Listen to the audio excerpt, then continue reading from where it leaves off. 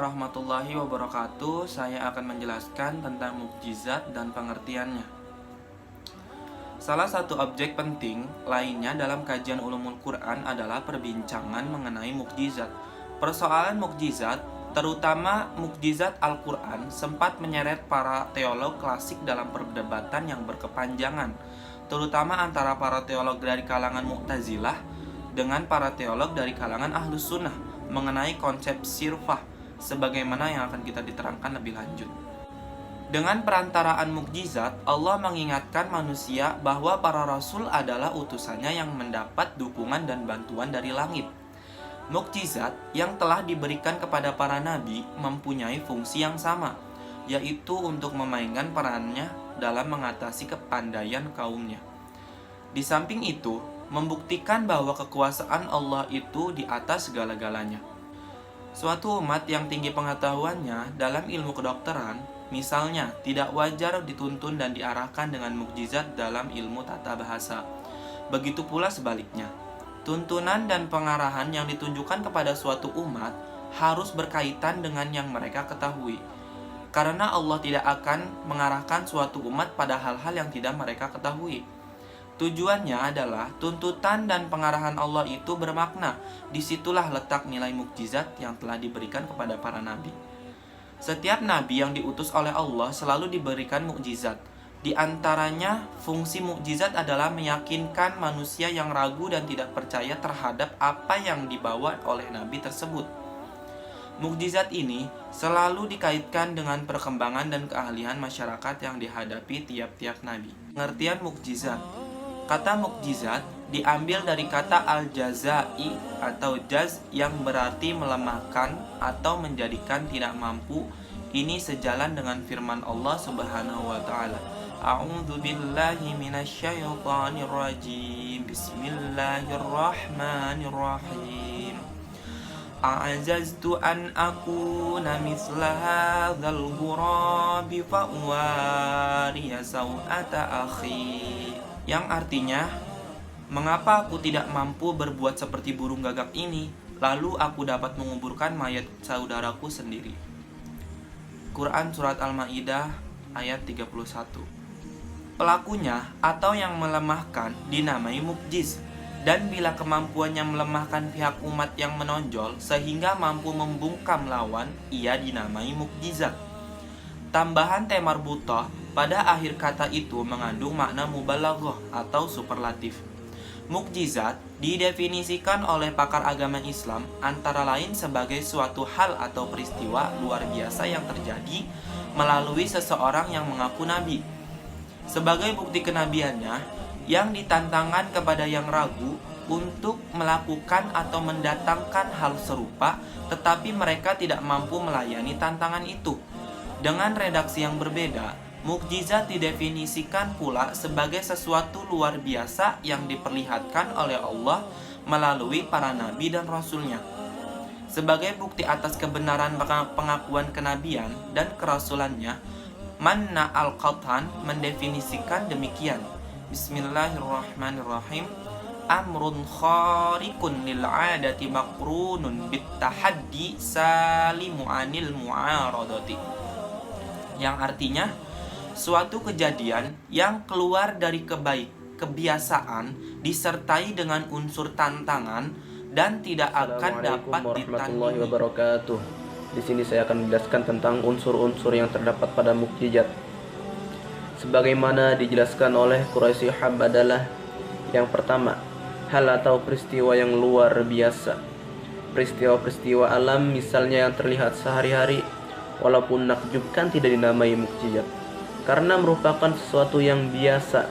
Yang dimaksud dengan luar biasa adalah sesuatu yang berada di luar jangkauan sebab dan akibat yang hukum-hukumnya diketahui secara umum. Yang kedua, terjadi atau dipaparkan oleh seorang yang mengaku nabi. Tidak mustahil terjadi hal-hal di luar kebiasaan pada diri siapapun. Namun, apabila bukan dari seorang yang mengaku nabi, tidak dinamai mukjizat. Sesuatu yang luar biasa tampak pada diri seorang yang kelak bakal menjadi nabi pun tidak dinamai mukjizat. Tetapi irhas, keluar biasaan yang terjadi pada seorang yang taat dan dicintai Allah pun tidak dapat disebut mukjizat, tetapi karomah atau keramatan yang bahkan tidak mustahil terjadi pada seorang yang durhaka kepadanya. Keramatan yang terakhir ini dinamai ihanan, penghinaan, atau istidraj, kerangsangan untuk lebih durhaka lagi. Bertitik tolak dari keyakinan umat Islam bahwa Nabi Muhammad SAW adalah nabi terakhir. Tidak mungkin lagi terjadi suatu mukjizat sepeninggalannya. Walaupun ini bukan berarti keluar biasaan tidak dapat terjadi dewasa ini. Yang ketiga, mengandung tantangan terhadap yang meragukan kenabian. Tentu saja, tantangan ini harus berbarengan dengan pengakuannya sebagai nabi, bukan sebelum atau sesudahnya. Di sisi lain, tantangan tersebut harus pula merupakan sesuatu yang sejalan dengan ucapan sang nabi. Kalau misalnya ia berkata, batu ini dapat berbicara, tetapi ketika batu itu berbicara, dikatakannya bahwa sang penantang berbohong, maka keluar biasaan ini bukanlah suatu mukjizat. Yang keempat, tantangan tersebut tidak mampu atau gagal dilayani. Bila yang ditantang berhasil melakukan hal serupa, ini berarti bahwa pengakuan sang penantang tidak terbukti. Perlu digarisbawahi bahwa kandungan tantangan harus benar-benar dipahami oleh yang ditantang. Bahkan untuk lebih membuktikan kegagalan mereka, biasanya aspek kemukjizatan tiap-tiap nabi berupa hal-hal yang sesuai dengan bidang keahlian umatnya. Al-Quran digunakan oleh Nabi Muhammad SAW untuk menantang orang-orang pada masanya dan generasi sudahnya yang tidak percaya terhadap kebenaran Al-Quran sebagai firman Allah dan risalah serta ajaran yang dibawanya. Terhadap mereka sungguh pun memiliki tingkat fashah dan balaghah sedemikian tinggi di bidang bahasa Arab. Nabi memintanya untuk menandingi Al-Quran dalam 3 tahap. Yang pertama, mendatangkan semisal Al-Quran secara keseluruhan, sebagaimana dijelaskan pada surat Al-Isra ayat 88 yang berbunyi, A'udzu billahi minasyaitonir rajim. Bismillahirrahmanirrahim. Qul la in ijtama'atil insu wal jinnu 'ala an ya'tu bimithli hadzal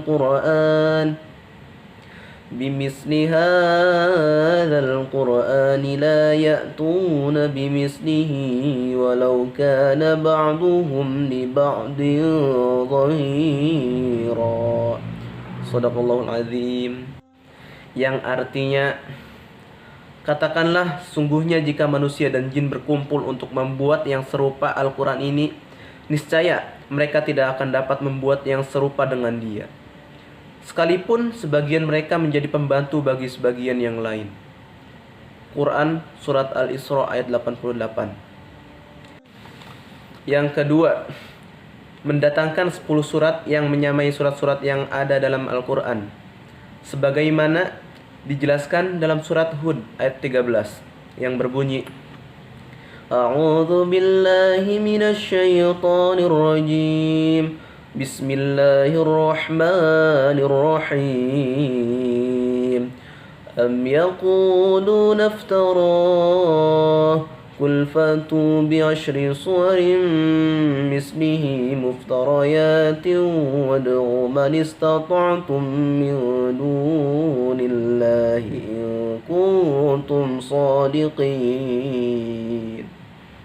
Yang artinya, bahkan mereka mengatakan Muhammad telah membuat-buat Al-Quran itu. Katakanlah, kalau demikian, maka datangkanlah 10 surat yang dibuat-buat yang menyamainya. Dan panggillah orang-orang yang kamu sanggup memanggilnya selain Allah, jika kamu memang orang-orang yang benar. Quran Surat Hud ayat 13. Yang ketiga, mendatangkan 1 surat saja yang menyamai surat-surat yang ada dalam Al-Quran, sebagaimana dijelaskan oleh surat Al-Baqarah ayat 23 yang berbunyi, أعوذ بالله من الشيطان الرجيم بسم الله الرحمن الرحيم وإن كنتم في ريب مما نزلنا على عبدنا فأتوا بسورة من مثله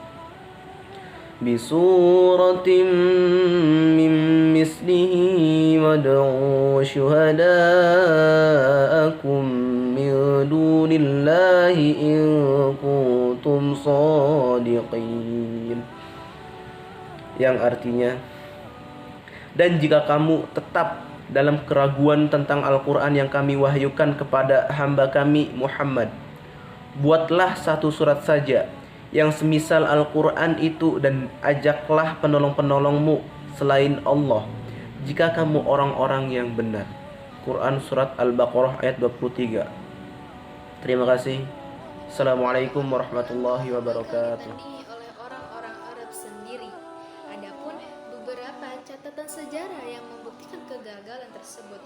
Yang pertama, pemimpin Quraisy pernah mengutus Abu Al-Walid, seorang sastrawan ulung yang jarang sekali tandingannya. Ia diutus untuk membuat sesuatu yang mirip dengan Al-Quran.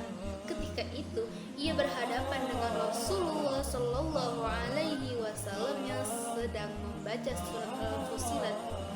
Ketika itu, Abu Al-Walid tercengang akan keindahan dan kehalusan gaya bahasa Al-Quran, dan ia kembali kepada kaumnya dengan tangan lapang.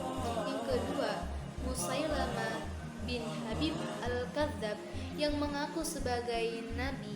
Ia mengaku bahwa dirinya mempunyai Al-Quran yang turun dari langit yang dibawa oleh malaikat yang bernama Rahmat. Adapun beberapa gubahan-gubahan yang dimaksud untuk menandingi Al-Quran, yaitu salah satunya ya difda'u binta difda'aini nakima tunakina a'laki fil ma'i wa asfalaki fitini, yang artinya hai katak, anak dari dua mata, bersihkan apa saja yang akan kau bersihkan, bagian atas engkau dan bagian bawah engkau di tanah.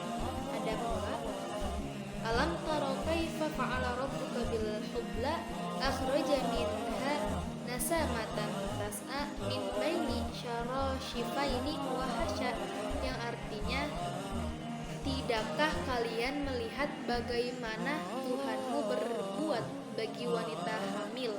Dari perutnya Tuhanmu mengeluarkan makhluk hidup yang dapat bergerak antara tulang rusuk dari isi perutnya. Menurut Al-Jahiz, seorang sastrawan termasyhur, tentang gubahan-gubahan Musailamah tersebut, menurutnya gubahan tersebut tidak memiliki makna sama sekali. Bahkan menurutnya gubahan tadi adalah suatu sastra kotor yang menyelimuti pembuatnya. Imam Rafi'i mengatakan bahwa Musailamah sebenarnya tidak bermaksud untuk menandingi dari segi bayannya, tetapi bermaksud untuk mengambil caranya untuk menundukkan hati pengikutnya. Dengan cara itu ia bisa lebih mudah dan lebih cepat untuk mempengaruhi hati mereka. Hal ini karena Musailamah menganggap orang-orang Arab lalu melakukan dukun, dan kebanyakan ungkapan dukun itu berbentuk sajak yang dikira berasal dari. Yang ketiga, Al-Aswad Al-Bunsi, ia mengaku bahwa dirinya sebagai nabi. Ia mengaku bahwa malaikat telah menurunkan wahyu kepadanya. Ia terkenal sebagai seorang diktator yang fasih dalam berbicara dan berpidato. Ia tidak mengaku bahwa dia berusaha untuk menandingi Al-Quran. Ia hanya mengaku ia adalah seorang nabi yang menerima wahyu. Yang keempat, Tulaiha Al-Khawailid Al-Asadi juga mengaku sebagai nabi. Ia mengaku bahwa Dzu-an-Nun atau malaikat telah mendatanginya untuk memberi wahyu kepadanya. Namun ia tidak berani mengaku bahwa ia memiliki Al-Quran karena kaum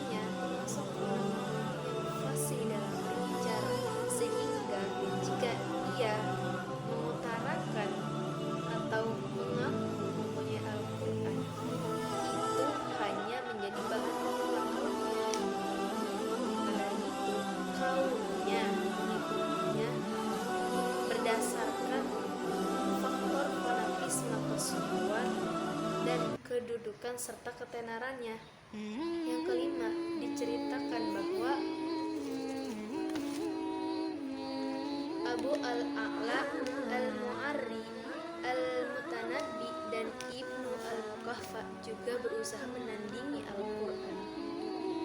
Namun sebelum mereka berusaha menandingi Al-Quran, mereka merasa malu sendiri sehingga mereka memecahkan pena dan merobek-robek kertasnya. Untuk lebih meyakinkan akan kebenaran Al-Quran adalah ciptaan Allah Subhanahu wa Ta'ala dan bukan ciptaan Nabi Muhammad, kita bisa lihat keadaan Nabi yang tidak pandai membaca dan menulis. Bahkan Nabi tidak bertempatkan tinggal di tempat yang sudah mengenal peradaban seperti Mesir, Persia, atau Romawi, tapi Nabi dibesarkan di tempat-tempat yang ia gambarkan. Inna ummatun la naktubu wa la nahsubu, yang artinya kami umat yang tidak dapat menulis dan membaca. Di samping itu, apa yang keluar dari mulut Nabi itu terdiri dari bahasa Al-Quran dan bahasa hadis. Bahasa Al-Quran terkenal sangat tinggi nilai sastranya dibandingkan dengan bahasa hadis.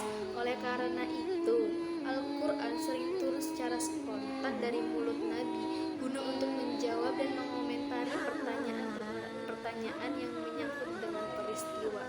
Oleh karena itu, tidak mungkin Al-Quran diciptakan oleh Nabi Muhammad SAW. Saya di sini menjelaskan atau mempresentasikan tentang macam-macam mukjizat. Secara garis besar, mukjizat dapat dibagi menjadi dua pokok, yaitu mukjizat yang bersifat material indrawi yang tidak kal, dan mukjizat immaterial logis yang dapat dibuktikan sepanjang masa. Mukjizat nabi-nabi terdahulu merupakan jenis pertama. Mukjizat mereka bersifat material dan indrawi, dalam artian keluar biasaan tersebut dapat disaksikan atau dilihat oleh masyarakat pada zaman Nabi tersebut. Seperti yang kita tahu, tongkat Nabi Musa alaihissalam membelah lautan merah yang tertera di surat Asy-Syu'ara ayat 63 yang berbunyi, A'udzu billahi minasyaitonir rajim. Bismillahirrahmanirrahim. Fauhayna ila Musa an idrib bi'asakal bahr fanfalaqa fakana kullu firqin kattawbil azim. Shadaqallahu azim. Yang artinya, lalu kami wahyukan kepada Musa, pukullah lautan itu dengan tongkatmu. Maka terbelahlah lautan itu, dan setiap belahan tersebut seperti gunung yang besar. Adapun mukjizat lain seperti Nabi Ibrahim alaihissalam yang tidak terbakar satu helai pun rambutnya, kesemuanya tersebut bersifat material indrawi sekaligus terbatas pada lokasi Nabi tersebut dan berakhir dengan wafatnya tiap-tiap hari. Ini berbeda dengan mukjizat Nabi Muhammad SAW yang sifatnya bukan indrawi atau material, tetapi dapat dipahami akal karena sifatnya yang demikian. Dia tidak dibatasi oleh suatu tempat dan masa. Mukjizat Al-Quran dapat dijangkau oleh setiap orang yang menggunakan akalnya di mana dan kapanpun. Perbedaan dan lanjutnya perbedaan itu disebabkan oleh dua hal pokok. Yang pertama, dan perbedaan ini disebabkan oleh dua hal pokok. Yang pertama, para nabi sebelum Nabi Muhammad SAW mereka ditugaskan untuk masyarakat dan masa tertentu. Oleh karena itu, mukjizat mereka hanya berlaku untuk masa dan masyarakat tersebut, tidak untuk sesudah mereka. Ini berbeda dengan Nabi Muhammad yang diutus seluruh umat manusia sampai akhir zaman.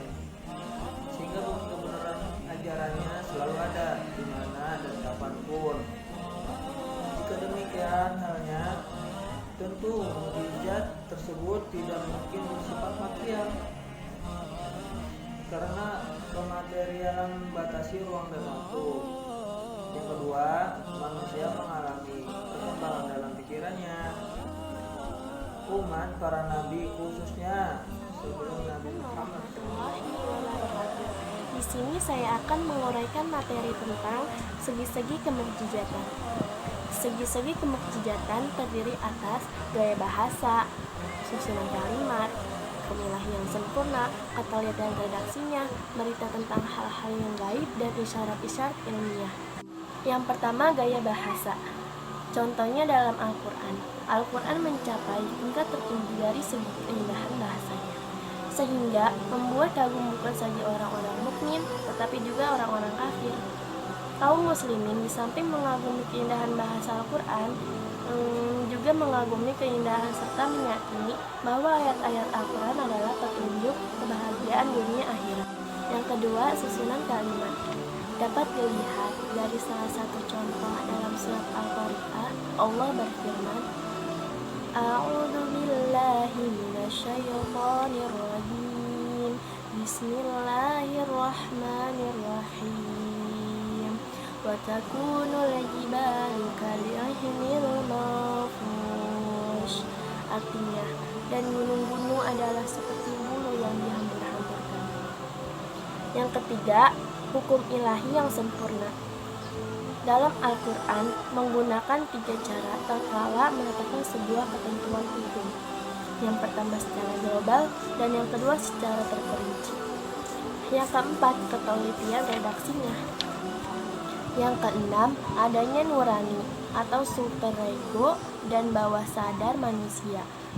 Disyaratkan pada Quran surat Al-Qiyamah ayat 14 sampai ayat 15. Dan yang terakhir, yang merasakan nyeri adalah kulit, yang tertera pada Quran surat An-Nisa ayat 56. Sekian dari saya. Wassalamualaikum. Dari kelas Pak Ibe semester 1 di sini saya akan mereview mata kuliah, materi dari mata kuliah Ulumul Quran bab 9 yaitu mukjizat. Di sini saya akan mereview sedikit tentang perbedaan pendapat di kalangan ulama.